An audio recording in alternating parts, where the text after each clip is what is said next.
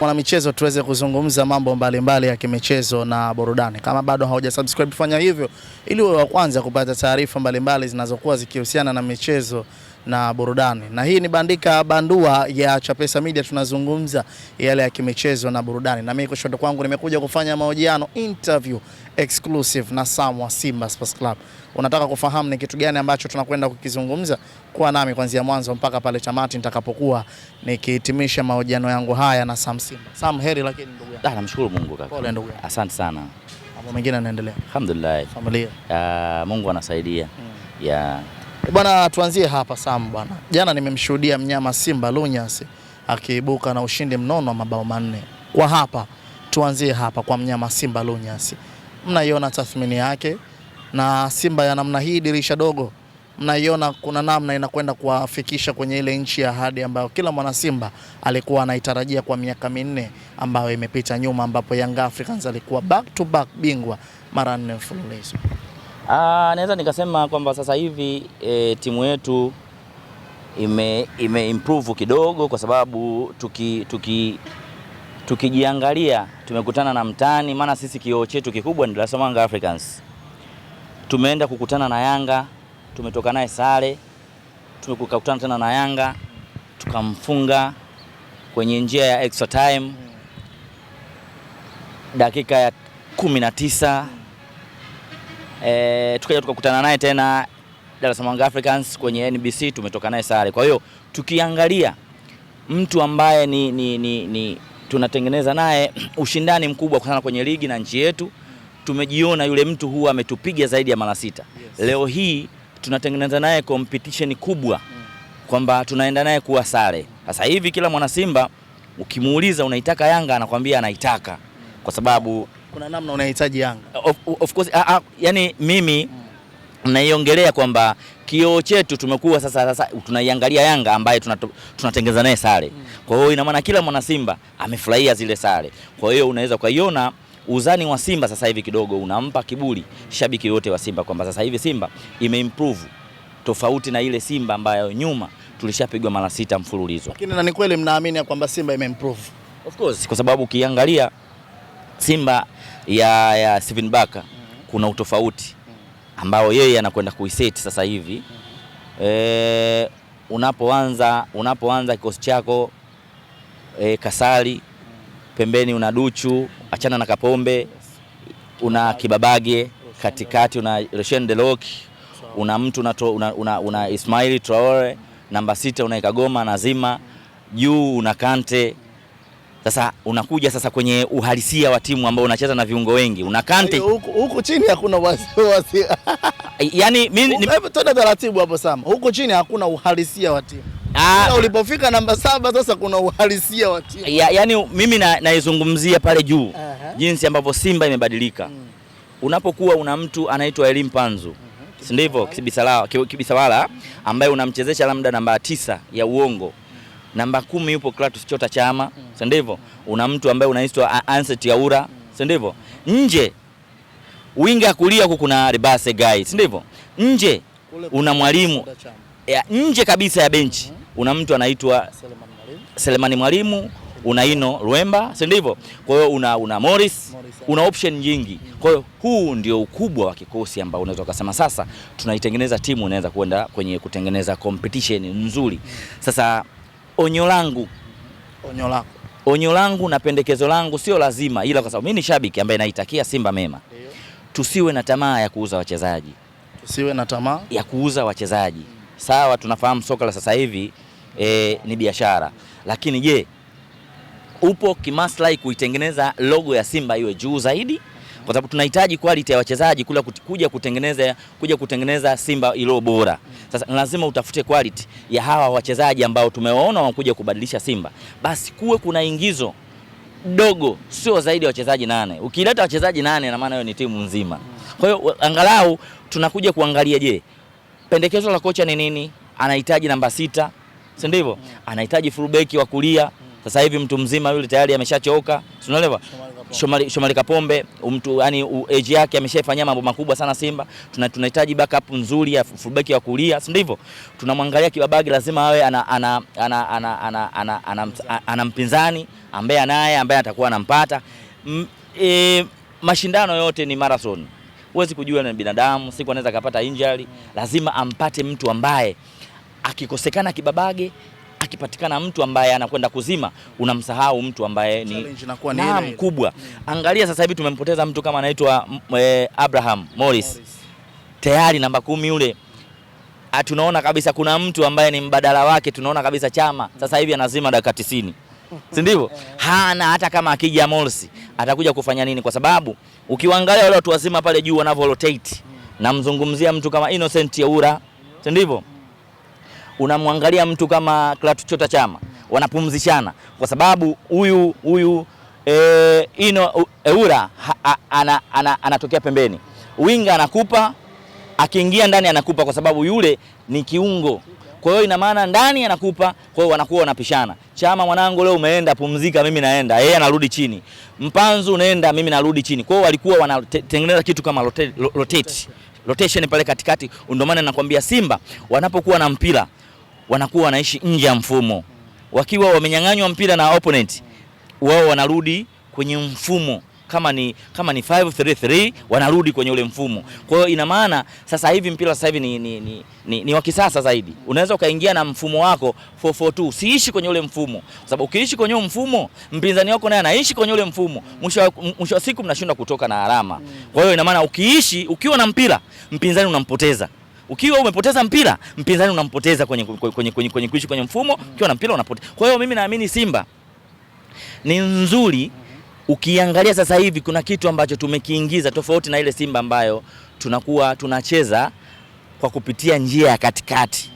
Sasa hivi Simba wakiwa na mpira wanatanua.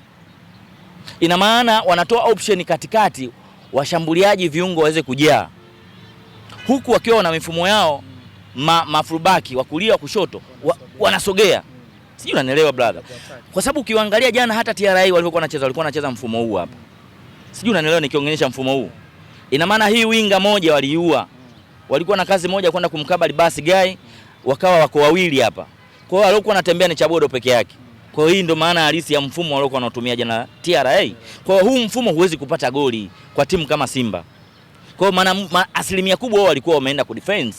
Wakawa kuna muda walifunguka kawekwa. Wakaamua sasa tukisema tufunguke zaidi, hapa idadi kubwa ya magoli itakuwepo. Kwa hiyo wakawa wamejaribu kurudi nyuma ya mpira, waliojaribu kuwaheshimu Simba, lakini Simba walikuwa wana quality kubwa, walikuwa wako bora jana kwenye kila eneo, walikwenda kuadhibiwa na kikosi bora. Lakini sasa narudi kwamba Simba ili iwe bora ni lazima tucheze na timu ambayo imetuzidi uwezo, kuweza kuijua kwamba Simba yetu imefika kwenye kiwango gani. Na tumecheza na Yanga zaidi ya mara 3, tumetoka sare, tumeshangilia kupata zile sare, tukajua kwamba kikosi chetu sasa kimefikia kwenye ubora ule ambao tunautaka.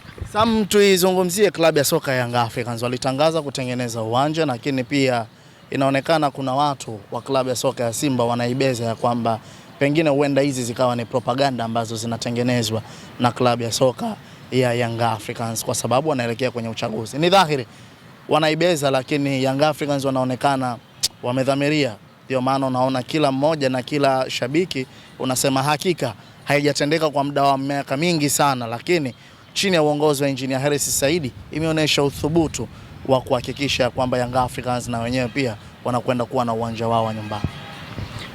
Unajua ushabiki huu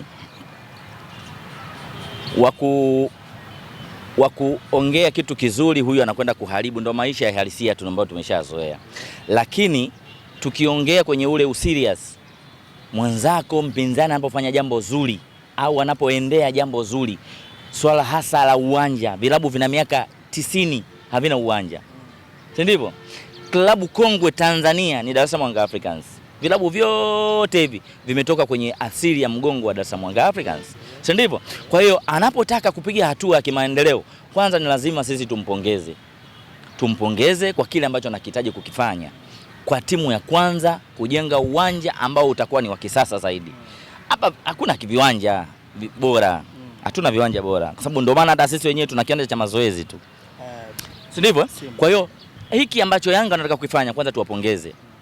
management ya Yanga wamekusudia. Sasa mimi sioni shida ya mimi kama Sam Simba, ni shabiki wa Simba, kwenda kuwapongeza Yanga kwa lile jambo ambalo wanataka kulifanya. Sasa mwingine akija kwenye engo la kusema kwamba Yanga wanaleta usiasa, wametoka kwenye swala la hatua moja baada ya nyingine, kwa sababu hili swala hadi rais lilimfikia kwenye swala la mradi wa daraja, si ndivyo? Kwa hiyo Yanga wapo serious. Kwa mtu akikaa kwenye engo ya kusema kwamba Yanga wanaleta siasa, it's okay, ana haki ya kuongea, kwa sababu nchi yetu ina uhuru ya wewe unaruhusiwa kuongea chochote, mradi usivunje sheria ya Jamhuri ya Muungano wa Tanzania.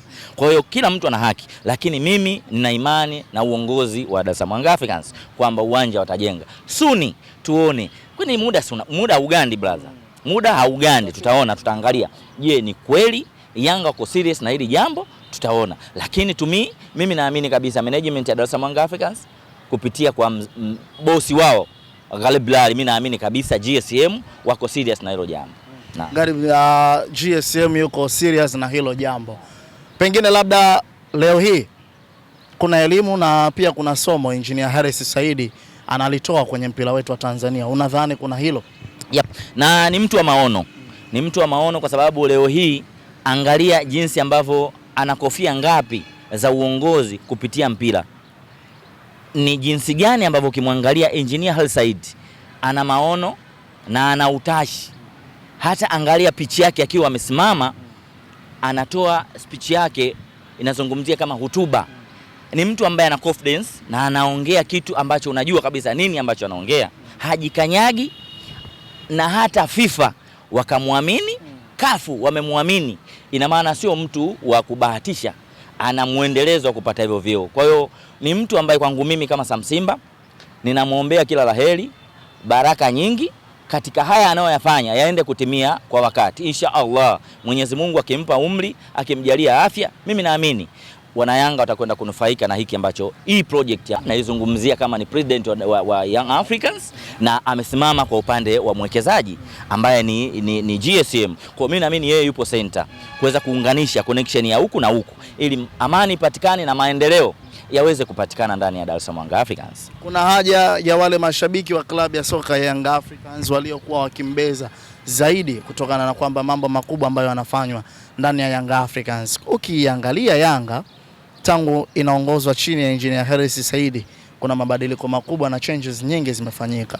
Dhahiri Simba na wenyewe pia kuna namna wana copy na kupaste kutoka kwa uongozi wa Young Africans kuileta Simba. Hata ukiangalia kwenye mfumo wa mabadiliko pia kwenye club kutoka kwa uongozi, mashabiki na kuja kwa wanachama, kuna ile legacy ambayo Simba Sports Club wanasubiri mchakato tu umalizike, kila shabiki na mwanachama aweze kulipia kadi yake ya klabu ya soka ya wanachama. Kuna legacy ambayo Engineer Hersi Said anatoa darasa kwa baadhi ya vilabu. Of course tumeshashuhudia vilabu vikubwa kama TP Mazembe walishakuja hapa. Kuna wamekuja hapa, sio dhambi. Tatizo kuna ule Usimba na Uyanga umetuharibu sana. Umetuharibu hata mimi sasa hivi na jezi yangu either Yanga kuna event yoyote nikihudhuria naambia wewe njaa. Hivyo vitu ndio vinatuharibu. Nikirudi kwenye swali lako, Yanga kuna vitu vingi sana sisi ambavyo tunapaswa kwenda kuviiga, na hala Yanga pia wanapaswa kuja kutuiga vitu vingine sisi. Hiyo haina dhambi. Kitu kizuri binadamu tunapaswa kupeana idea kwamba umepita aje, umefanikiwa haya ndugu yangu, kwa maana njema, sio kwa maana mbaya ambayo pia Mwenyezi Mungu anaifurahia. Kwa hiyo hiki kitu ambacho engineer anakisimamia chonde engineer, kuna baadhi ya watu pia wampendi na fitna zipo. Sio muona mzee Kagoma, mzee Magoma sijui yule alibuka na issue yake ilitaka kumchafua engineer na watu wake. Tunapozungumzia baraza la wadhamini, si ndivyo, lilileta shida sana, lakini mwisho wa siku mafuta na maji alijitenga. Kwa hiyo lazima pia mtu yoyote, hata mtume alivyoshuka kuna watu walimkataa.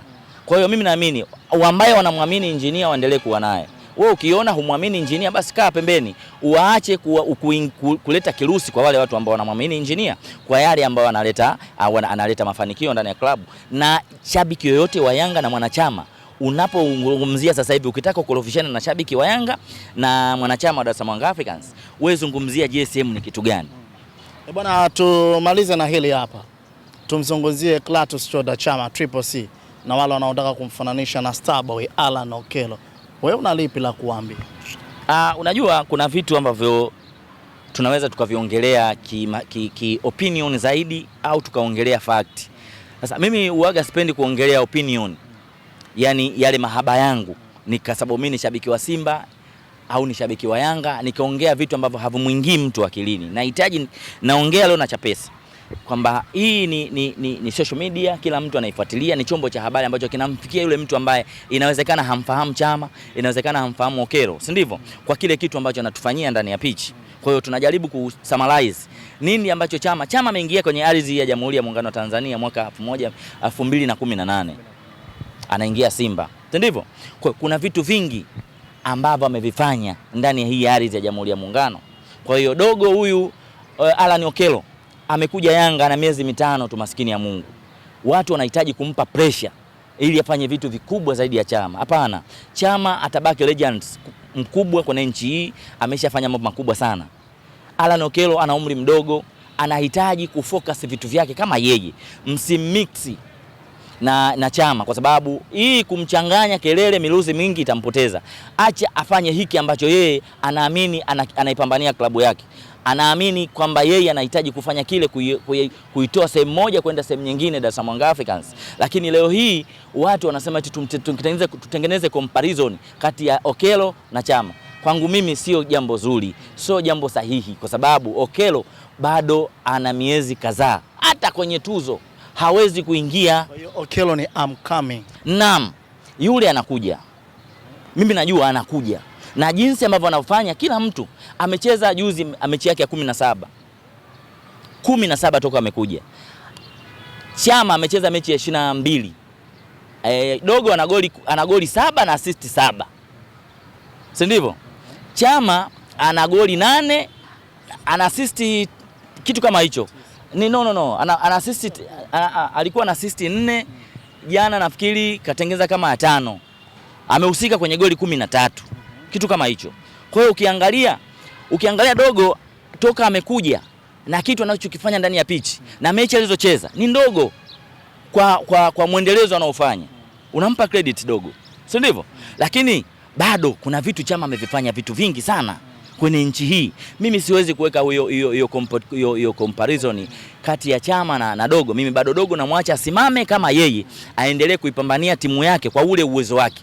Tusitengeneze kumpa pressure dogo akafanya kuharibu, akichungulia huku vitu anavyofanya Chama au akienda kusoma rekodi ya Chama. Inatisha kwenye nchi hii vitu ambavyo amefanyia Simba. Simba amebeba kwenye mabega yake kwenye mechi kubwa. Kwa hiyo ukiangalia dogo bado hajakutana na mitihani mikubwa.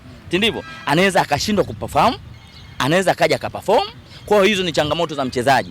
Kuna nyakati hizi moments zinakuwa ngumu, si ndivyo? Kwa hiyo ni lazima tumwache dogo acheze kulingana na ule uwezo wake kuipambania timu yake. Tusimpe pressure. Vipi kuhusiana na swala Mwamnyeto kwa kumaliza? Mwamnyeto mimi naamini kipindi anapitia kipindi kigumu sababu mtu mpaka anapigiwa simu kwa maelezo ya semaji, anapigiwa simu na watu ambao hawajulikani na kuna watu wanatengeneza clip kwamba wewe sijui hivi. Mimi naamini tusifikie huko. Mchezo wa mpira wa miguu ni mchezo wa makosa. Na lazima mashabiki watengeneze slogan nzuri ya kuwalinda wachezaji kwamba kuna mistake. Huyo tu tarehe 3 walifanya maajabu pale kufanya comeback ya goli 2 zile. Yanga anapata pointi 1. Kwa hiyo ni lazima pia tukubali kwamba kuna mistake, kuna magoli ya ajabu ambayo mtu anafungwa au labda beki anaweza akajifunga. Shefondo Maloni tumempigia kelele hapa ndani ya Simba Sports Club. Kelele nyingi. Leo kule amekwenda MVP Alchaz. Amekuwa MVP na amekuwa mfalme. Si ndivyo? Leo hii tunasema alikuwa kwetu. Lakini yote kwa yote ni lazima tukubali. Leo kuna kizuri unataka kufanya, kesho ukafanya mistake. Lakini sisi sote ni binadamu, hakuna mtu aliyokamilika. Naam. Shukrani sana. Asante brother.